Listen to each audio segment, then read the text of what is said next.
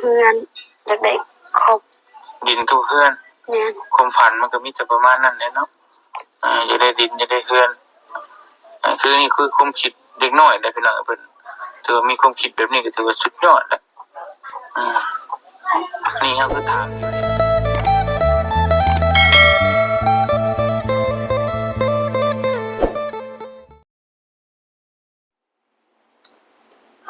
โอเคเนาะพี่น้องเนาะเปิดคลิปเปิดภาพมาผมเจอกับเบาเนิร์ดอีกคือเก่าคือเดิมพ่อแม่พี่น้องหลังจากที่เบาเนิร์ด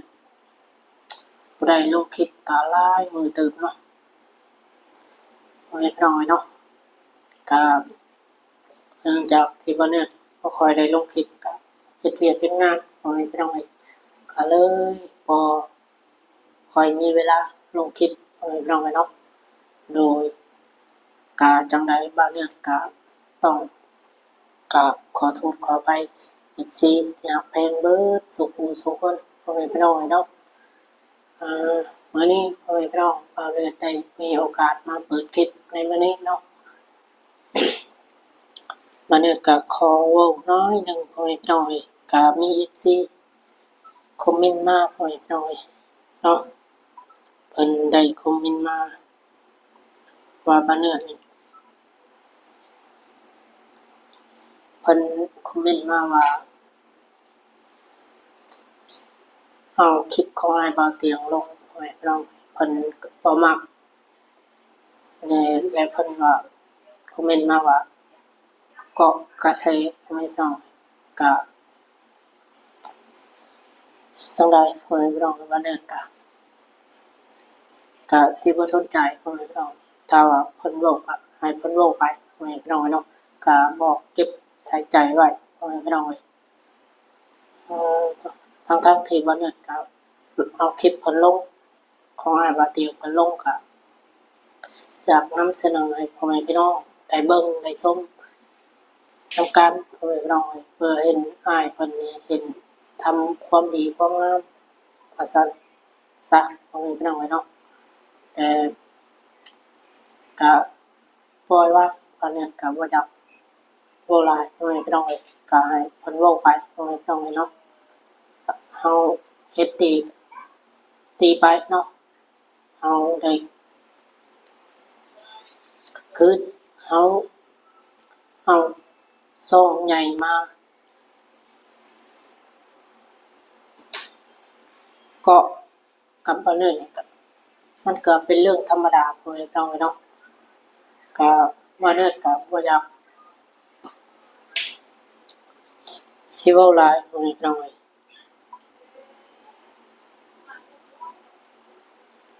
ก็มาเนื่อยเอาส่งใหญ่เพิ่นมาเว้าเรื่องราวมันดีๆพ่อแม่พี่น้องบ่แม่นว่าบ่เนื่อยนี่ก็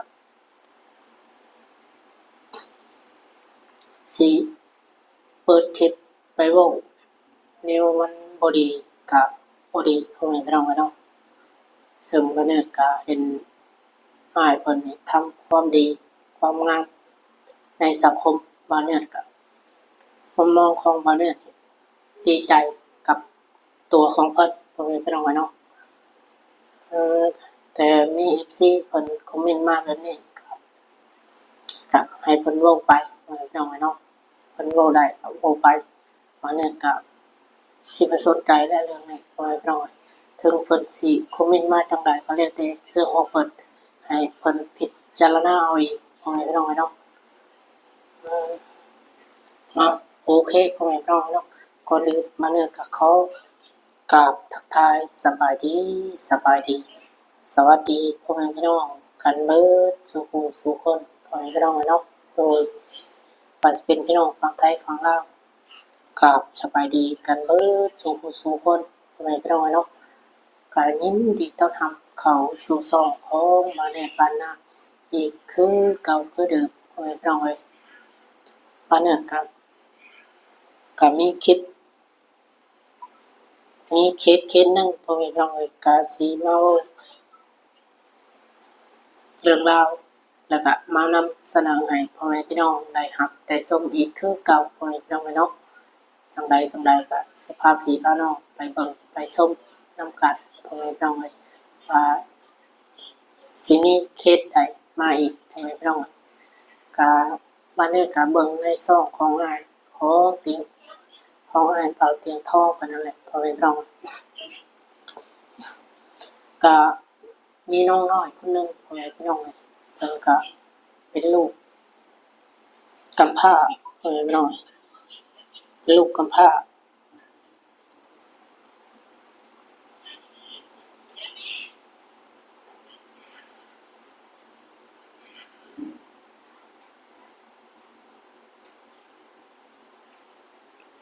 พ่อแม่เลิกลากันพ่อแม่พี่น้องเอ้ยเพิ่นอายุน้องเพิ่นก็ประมาณ14ปีพ่อแม่พี่น้องเอ้ยบางทีว่าเนิ่นได้เบิ่งในช่องของอ้ายเตียงทองเพิ่นพ่อแม่พี่น้องเอ้ยเนาะจังใดก็เดี๋ยวสิพาพี่พาน้องไปเบิ่งไปหับไปชมนํกันพ่อแม่พี่น้องเอ้ยเนาะโดยและเพิ่นเนาะพ่อแม่พี่น้องเอ้ยเลี้ยงน้อง5คนก็เพื่อนก็เป็นกระต๊อบน้อยๆพ่อแม่พี่น้องเอ้ยเนาะก็น่าสงสารน้องเพิ่นพอสมควรพ่อแม่พี่น้องเอ้ยปานนั้นก็ได้เบิ่งคร่าวๆน้อยหนึงพ่อแม่พี่น้องเนี่ยเจ้าของคลิปก็คืออ้ายมาเตียงทองเพิ่นพ่อแม่พี่น้องเอ้ยเนาะที่ได้เอาคลิปนี้มานำเสนอให้พี่ให้น้องได้เบิ่งได้ชมพ่อแม่พี่น้องเอ้ยเนาะเพื่อบางผู้หลักผู้ใหญ่บางทีบางท่านเพิ่นจะเห็นแหละเห็นดูสงสารน้องเพิ่นพ่อแม่พี่น้องเนาะก็ติดต่อหาช่องของอ้ายเตียงทองเพิ่นได้พ่อแม่พี่น้องเนาะจังใดก็มื้อนี้ก็สิเอาคลิปของอ้ายเพิ่นให้พ่อแม่พี่น้องได้เบิ่งได้ชมคลิปของอ้ายเพิ่นนำกันพ่อแม่พี่น้องเนาะก็มื้อนี้ก็ช่วยเบิ่งคลิปอ้ายเพิ่นก็ว่าแม่นพ่อแม่พี่น้องเนาะช่วยเบิ่งคลิปของอ้ายเพิ่นก็ว่าได้ว่าซั่นซะเพื่ออยากให้มีรายได้เพิ่มเติมนั่นแหละพ่อแม่พี่น้องเนาะก็ช่วยเบิ่งคลิปให้อ้ายเพิ่นไปนำพ่อแม่พี่น้องให้พ่อแม่พี่น้องได้เบิ่งนำกันพ่อแม่พี่น้องเนาะเอาโอเคพ่อแม่พี่น้องก็บ่เสียการบ่ซักษาเสียเวลาพ่อแม่พี่น้องเนาะก็เดี๋ยวก็สิไปเบิ่งไปชมกันเลยพ่อแม่พี่น้องเนาะโดยนี่เนาะสองของเพิ่นเนาะเดี๋ยววันนี้ก็สิให้พ่อแม่พี่น้องเบิ่งนำกัน หา น้อง5คนอ๋อแล้วมีเท่าใดซะ แม่ผู้แม่ก็บอกขึ้นเวียง มีแต่ไปเวียง แม่น เพิ่นไปยังบุญ เฮ็ดเวียก เฮ็ดงานเฮ็ดเวียกเฮ็ดงานบ่ แม่น เออแต่พอเจ้าน่ะพากันกับเมียเจ้าแล้ว แม่น เพิ่นบ่ได้มาเยี่ยมบ่ บ่ โอ้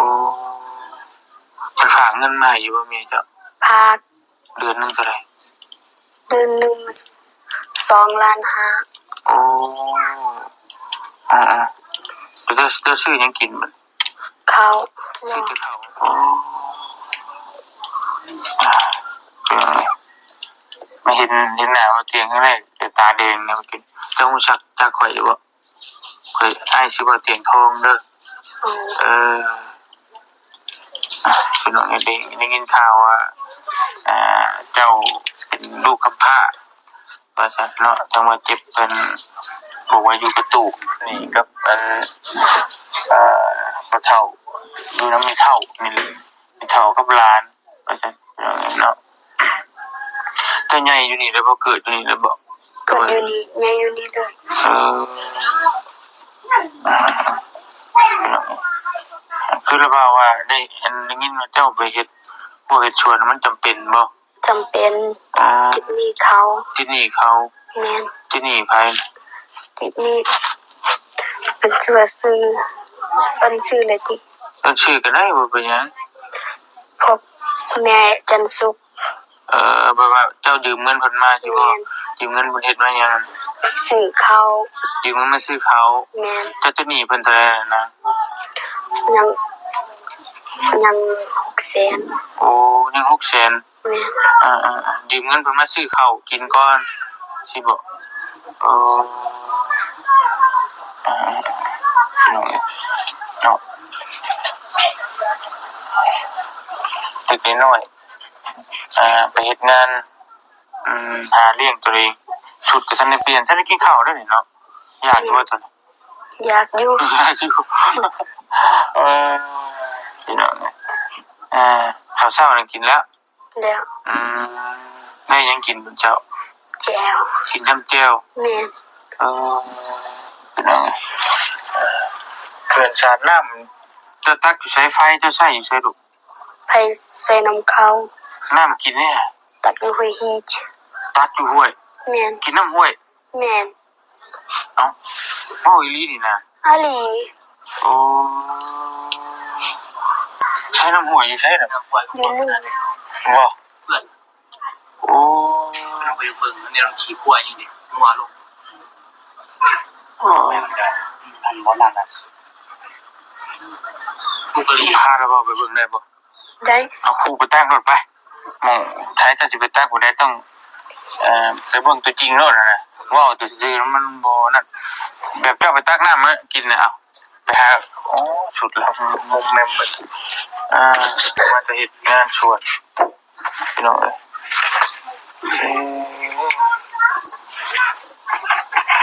ใช้หาครูมาไปสิไปเบิ่งเขาเลยอันนี้กันเนาะ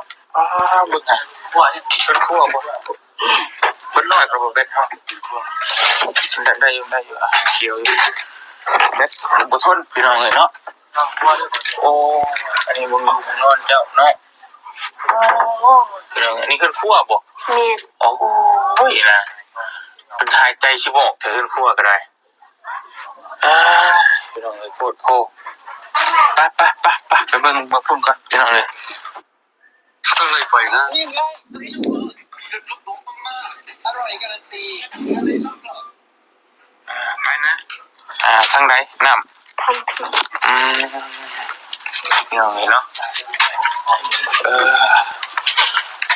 ทางบ่เตียงก็สิให้น้องเพิ่นพาไปเบิ่งหม่องตักน้ำก่อนพี่น้องเอ้ยเนาะอันนี้อยู่ข้างหลังพี่น้องเอ้ยเนาะสามารถใส่อยู่ที่ของเขาไว้ครับ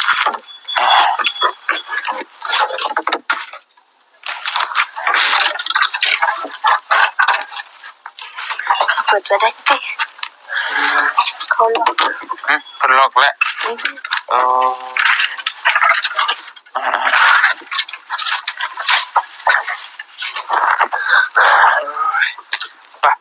ไปเบิ่งดูนางเอ้ยจ้ะนี่เป็นทุ่งนานี่เนาะ แม่น พี่น้องเอ้ยโอ้เป็นทุ่งให้ทุ่งนา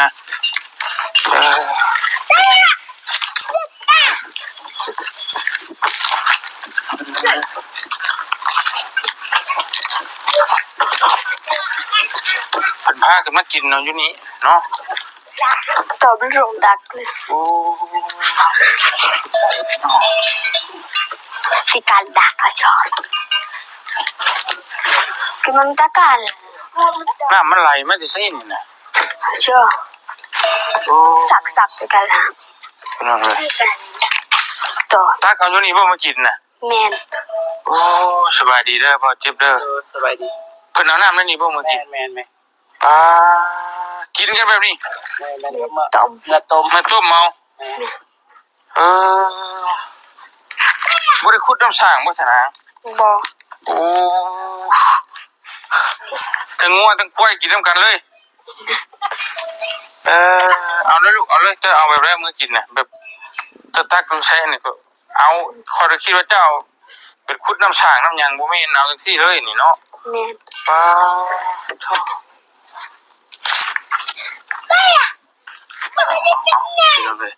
เดี๋ยวให้ชมเบิ่งก็สมควรอันนี้ก็สร้างว่าจะ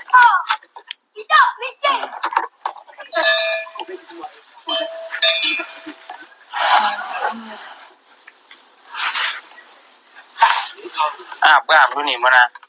อยู่ลุมอับอยู่ลุม เออเอา ไปให้บ้านเนี่ย คนนั้นเหยียบคนนี้เหยียบเอาได้นี่ไม่กิน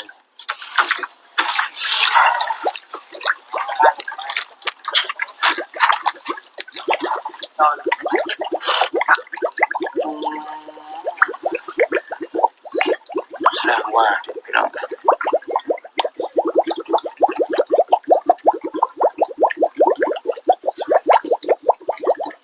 มันกินน้ำโอยไปนี่เลยโอยไปหน่อยเนาะเนี่ยเบิ่งน้ำกันโอยไปหน่อย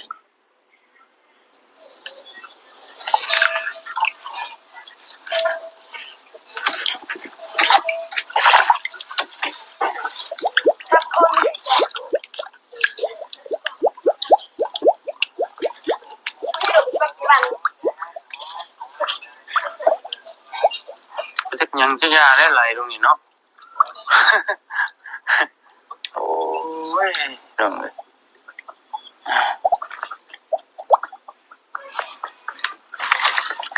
จะมาเห็นแล้วจะหึงนะพ่อโอ้แล้วก็กินไม่ชี้เขามือแล้วบ่น้ำโอ้ พยายามวนละครหนับเขาลำคุย พี่น้องเลยคุณสร้างว่า เอาไว้ตรงหน้ามันของก็ไม่เก่งทะเลเองค่ะทะเล มากินมานี่สิเอาจะให้เราเบิ่งชีวิตจริงเนาะพี่น้องเลยเนาะก็หิวมากินเวลาอาบก็ต้องไปอาบอยู่ใช่ปะน่ะอยู่ลุงพวกจากมูลงัวมูลควายแล้วลุงนี่พี่น้องเลยเต็มอยู่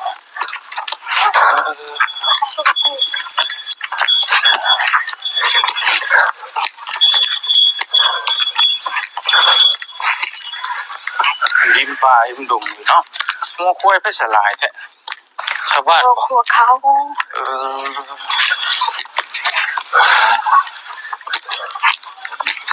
แต่ลายหยิบลายพี่น้องเลยนะลายแบบลายนี้อยู่ลีได้ปะอึด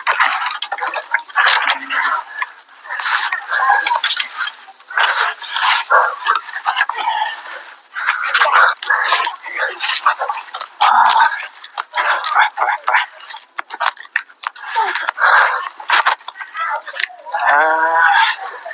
เอาไปลองเลยเนาะเอาไว้ก่อนเอาไว้ขึ้นคั่วม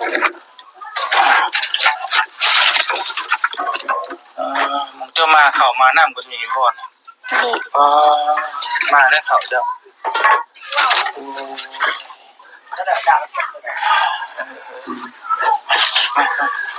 ส่งมาก่อนพี่น้องเนาะมานั่งคุยกันก่อนวันนี้เฮาพี่น้องเมื่อยปะ เมื่อย ไม่ได้กินข้าวตักน้ำอยากกินยังปะ อยากอยู่ ตอนนี้จะอยากกินยัง จะกิน เช้าเมื่อยกันจังบอกแล้วเมื่อยเลยพี่น้อง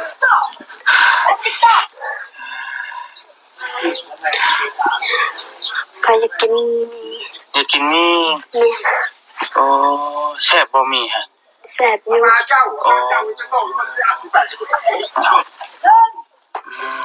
พี่น้องข้าวต้มขนมจะก็ได้กินอยู่บ่แต่เก่าอ่ะ บ่ บ่มีเงินชื่อบ่รู้ละ บ่มี จะไปหามาได้เลยจะบ่ได้ชื่อกินบ่ บ่เอาไว้ซื้อเขา บ่ได้ชื่อข้าวกิน แม่น มีแต่เจ้าบ่หาน่ะลูกพอเฒ่าไปเฒ่าเจ้าก็เฒ่าแล้วเพิ่นบ่ได้เฮ็ดเวียกได้อยู่บ่ เฮ็ดเวียกได้อยู่ เออเพิ่นก็ช่วยเจ้าหาอยู่บ่ ซอยอยู่ เพิ่นเฮ็ดหยังแต่เก่า ปลูกมัน อืมแล้วเจ้าจะไปชื่ออยู่ไสน่ะชื่อในกินน่ะคืออยู่นอกแท้ ดอกยูฮาน งานในบ้านนี่ในเมืองจะเคยไปอยู่บ่เมืองท่าแตงเคยไปอยู่บ่ บ่ อ๋อบ่เคยไปจักเทื่อ บ่เคย โอ้บ่เคยเข้าฮอดในเมืองจักเทื่อพี่น้องเอ้ยเสื้อผ้าเจ้าชายเจ้ามาใช้ธนา ขอน้ำมู ขอน้ำหมู่ แม่น หมู่ให้บ่ ให้อยู่ อยู่ย่างแบบบ่หรือไปเป็นจังได๋ไปน้ำมู ไป เขา น้ำหมู่ ขี่น้ำมู เออ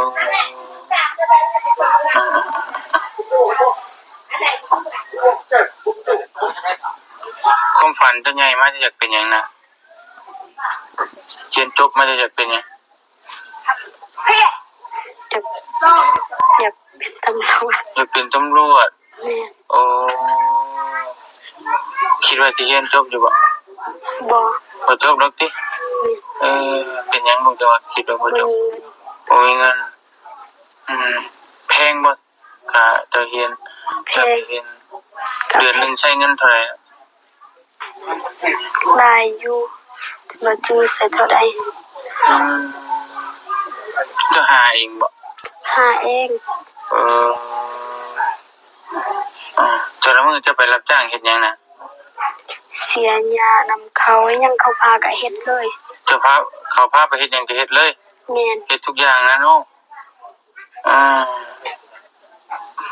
จะจำได้อยู่บ่อันพอเจ้ากับแม่เจ้าปากันตอนใดตอนเจ้าอายุจักปี ตอนข้อยยังน้อยซ้ำบ่ฮู้สำเพาะนะ อืมบ่เห็นเด้อเห็นเนาะพ่อซ้ํ แม่น โอ้ใหญ่มากก็ได้ยินแต่แม่เว้าบ่ แม่น เอออ่าๆพี่น้องเอ้ยโอ้นี่บ้านแท้ๆเลยพี่น้องเอ้ยบ่เบิ่งนี่ทะเบียนบ้านเนาะแขวงเซกองเมืองท่าแตงบ้านทงวายพี่น้องเอ้ยหน่วยที่6เนาะเฮือนเลขที่98พี่น้องเอ้ยเนาะนี่คือเฮือนแท้ๆเด้เว้นว่าประตูเถียงนาอีกเด้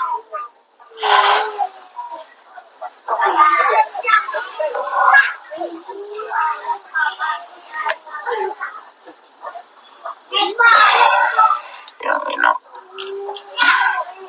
ก็ว่าก็บอกทางเงินครอบครัวก็ละหงละเฮงเนาะน้องเจ้านั้นใหญ่บ่ได้บ่ได้ยังน้อยอีกบ่ น้อย น้อย น้ ก็ อย มี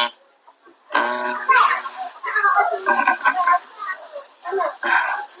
พี่น้องเอ้ยทาง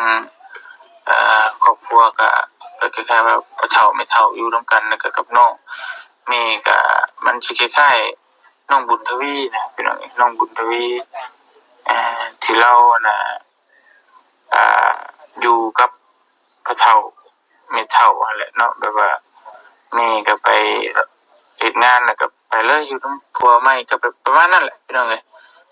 นี่เราก็อยู่นำแบบเดียวกันแบบเดียวคล้ายๆกับน้องบุญทวี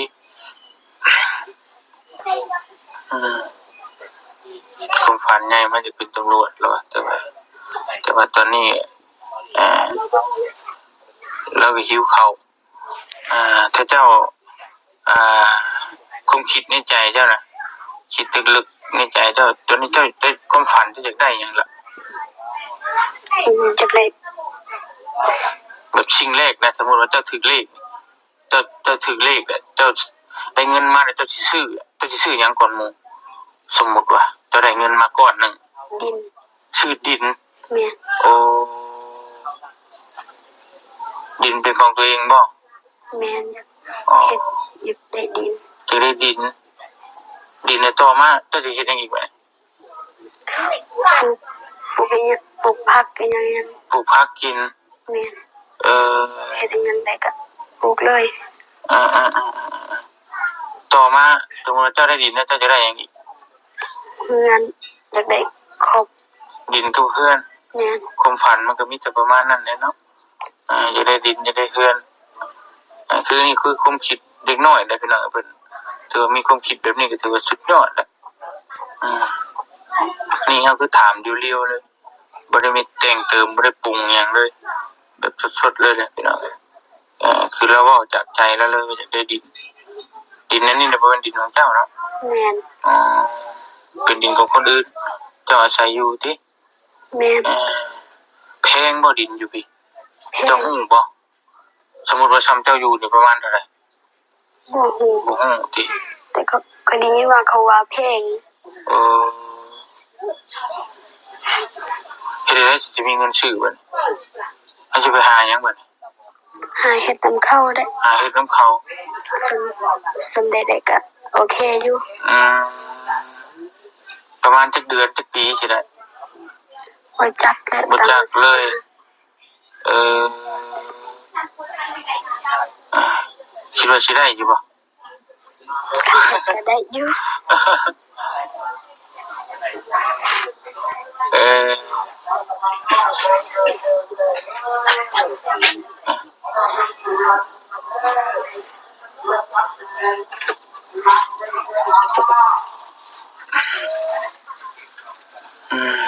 พี่น้องเลยเนาะตอนนี้หิวข้าวบ่อยากข้าวอยู่บ่ ยังตามเคยบ่อยากออก บ่อยาก แม่น จะกินกันจักโมงจ้ะครับ ประมาณ2-3 โมง เออมันมีความทุกข์บ่ล่ะเนาะนาบ่าวเบิ่งเจ้านี่ช่วงจะมีความทุกข์ใจเนี่ยทุกข์ใจบ่จะคิดหยังอยู่ตอนนี้ จะอยากมีคือหมู่แต่เฮาบ่มี อืม ของหมู่แล้วมีทุกสิ่งทุกอย่างส่วนเฮาแทบบ่มีหยัง เออหมู่มีเรือนมีชานมีรถมีรางขี่แต่เจ้าบ่มีหยังคิดเนาะ แม่น อืม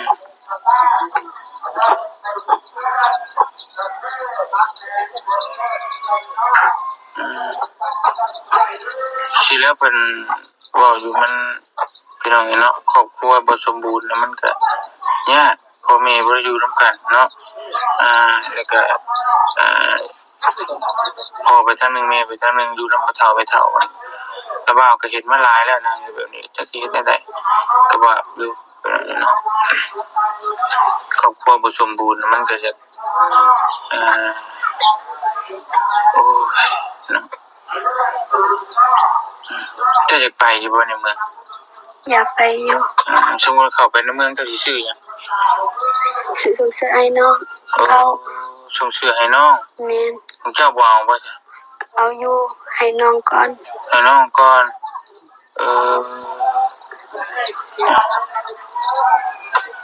เพลงน้องนะบ่ได้ก็เนาะ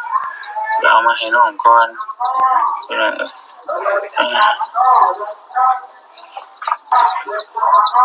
มีแต่หมู่ให้เสื้อผ้าก็ติ แม่นของหมู่ แนวกินเนี่ยสมมุติว่าเข้าในเมืองนี่เจ้าสิซื้อหยังกินก่อน บ่เคยไปบ่ บ่ฮู้เลย แม่น อยู่ในบ้านนี่หยังแซ่บสุดเจ้ากิน มีแต่มี มีแต่มีอันมาม่ากับเผอมีบ่ในบ้าน มีเพิ่ม เผอก็บ่มีเจ้ากินข้าวกับหยังแค่นางแต่ละมื้อ น้ำแจ่ว กินแจ่ว แม่น โอ้แล้วก็มาหยังอีกปูปลากบเขียดก็มีกินอยู่บ่ คันหาก็มีอยู่ เออจะไปหาอยู่บ่ล่ะแต่ละมื้อ เคยหาไปหาส่วนหมู่ไป อืมชิ้นงัวชิ้นควายนี่ได้กินอยู่บ่ บ่ โอ้กินแต่ข้าวจ้ำแจ่วแล้วเป็นหลักเนาะปลากระป๋องเคยกินอยู่บ่ปลากระป๋อง บ่ บ่เคย บ่ โอ้มาสร้างว่าแต่พี่น้องเอ้ยบ่เคยกินเอาปลากระป๋องบ้านโอ้ยเนาะ โอเคไว้พร้อมเนาะหลังจากที่ได้เบิ่งคลิปน้องเพิ่นแล้วก็อันเนี้ยก็ซึ้งน้องๆเพิ่นพ่อแม่พี่น้องเนาะเห็นในความลำบากของพ่อแม่พี่น้องความลำบากของน้องเพิ่นถือว่าชุดพ่อแม่พี่น้องก็คือน้องรออะไรพ่อแม่พี่น้องเนาะคือวันนี้แต่เด็กน้อยก็เคยเจอกันพ่อแม่พี่น้องกับน้องเพิ่นบ่มีแนวกินแต่ถ้าว่ามีกระป๋องปลาหรือว่ามาม่านี่ก็ถือว่าอาหารแซ่บสุดพ่อแม่พี่น้องเนาะที่เพิ่นได้กินหั้นนะพ่อแม่พี่น้องเนาะบ้านนี้ก็เคยเจอคือกันแต่บ้านนี้ยังน้อยก็เคยเจอพ่อแม่พี่น้องเธอว่าต้มมาม่า ห่อหนึงหรือว่า2ห่อนี่ก็ญาติกันกินพ่อแม่พี่น้องกินกับข้าวตั้งแต่ยังน้อยถือว่าเป็นอาหารแซ่บที่สุดแล้วเนาะถือว่าเป็นคนที่ทุกข์ยากนะพ่อแม่พี่น้องก็ว่าถ้าว่าได้กินกระป๋องปลามาม่านี่ก็ถือว่าดีสุดเนาะแถววันนอกอันนาเฮาพ่อแม่พี่น้องโหง่ายๆเนาะก็คือน้องคนนอกพ่อแม่พี่น้องน้องนี่ก็เป็นคน เป็นคนความคิดที่ดีพ่อแม่พี่น้องก็คือทำงานเพิ่นได้ถามเรื่องราวของน้องเพิ่นก็คือสิ่งที่น้องเพิ่นอยากได้นะพ่อแม่พี่น้องก็น้องเพิ่นก็เว้าออกมาเลยเนาะก็น้องเพิ่นเนี่ยถือว่าเป็นความคิดที่ดีที่สุดพ่อแม่พี่น้องน้องเพิ่นว่าอยากได้ดินอยากได้บ้านเป็นของตัวเองพ่อแม่พี่น้องเนาะแต่ว่าน้องเพิ่นก็เป็นความคิดที่ดีพ่อแม่พี่น้องเนาะก็อีกอย่างก็พ่อแม่ก็เลิกลากันพ่อแม่พี่น้องจังไดเนาะเห็นแล้วก็น่าสงสารน้องเพิ่นพอสมควรพ่อแม่พี่น้องเนาะจังไดก็มีแต่ฝากพ่อแม่พี่น้อง FC ให้พิจารณาพ่อแม่พี่น้องถ้าได้เบิ่งได้ชมแล้วก็ให้พ่อแม่พี่น้องได้พิจารณา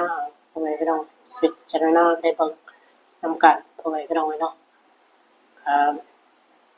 ถามว่ามีผู้หลักผู้ใหญ่ท่านใดจะชดเชยน้องเพิ่นก็ติดต่อทางช่องของอ้ายมาเตียงทองเพิ่นได้พ่อแม่พี่น้องเนาะก็เพื่อสิให้น้องเพิ่นมีอนาคตดีๆต่อไปพ่อแม่พี่น้องเนาะ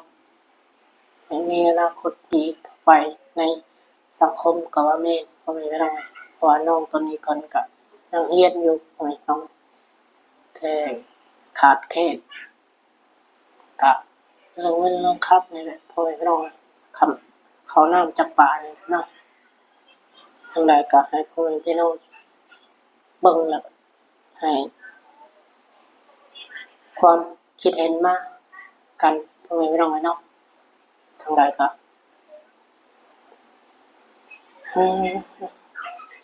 โอเคพ่อแม่พี่น้องสำหรับคลิปนี้ก็บ่มีหยังหลายพ่อแม่พี่น้องเนาะก็ให้เอาคลิปของอ้ายเพิ่นมานำเสนอให้พ่อแม่พี่น้องได้เบิ่งได้ชมก็สิประมาณนี้พ่อแม่พี่น้องซึ่งบัดนี้ก็บ่มีหยังหลายพ่อแม่พี่น้องก็ซอยเบิ่งคลิปอ้ายเพิ่นก็ว่าแม่นก็ให้พ่อแม่พี่น้องได้เบิ่งได้ชมนำให้พ่อแม่พี่น้องได้พิจารณานำกันก็ว่าแม่นพ่อแม่พี่น้องเนาะจังไดว่าได้ก็แต่เรื่อง FC เพิ่นคอมเมนต์มาจังไดบ่ได้ก็บ่สนใจแหละพ่อแม่พี่น้องก็ให้เพิ่นเว้าไปว่าก็ในนั้นในนี้เนาะแต่ทั้งที่เฮานี่ก็บ่ได้ใส่ร้ายป้ายสีเพิ่นพ่อแม่พี่น้องคือเห็นของอ้ายเพิ่นนี่ทำความดีความงามแล้วก็ให้พ่อแม่พี่น้องวันนี้เผยแพร่ให้พ่อแม่พี่น้องได้เบิ่งได้ชมกันต่อไปพ่อแม่พี่น้องเพื่อให้พ่อแม่พี่น้องก็คือบ่เนี่ยจะเฮ็ดรอยตามเพิ่นก็ว่าแม่นพ่อแม่พี่น้องเนาะจังใดก็มีแต่ว่าฝากพ่อแม่พี่น้อง FC เบิดสุขุสุขคนพ่อแม่พี่น้องเนาะเข้ามาเป็นกำลังใจให้เบาเรื่องอีกคือเก่าเด้อพ่อแม่พี่น้องเนาะสำหรับคลิปนี้ก็บ่มีหยังหลายถ้าว่าเบาเรื่องบ่ผิดพลาดประการใดก็ต้องกราบขอโทษขออภัย FC ที่อยากเพลงเบิดสุขุสุขคนพ่อแม่พี่น้องเนาะจังไดก็